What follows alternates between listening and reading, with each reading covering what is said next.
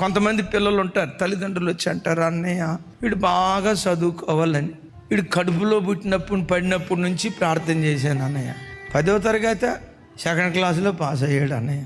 Intermediate 2nd క్లాసులో pass అయ్యాడు అన్నయ్య.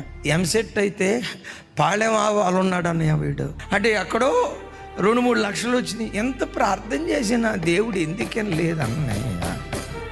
ఆడు చదివి సాగల. ఇప్పుడు దేన్ని నిందించాల్సిన పరిస్థితి వస్తుంది?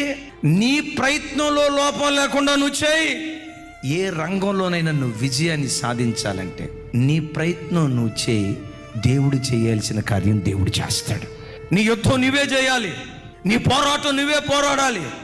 కథన భూమిలో నువ్వు కాలు పెట్టి నీ పోరాటం నీవే సలిపేవాడిగా ఉండాలి.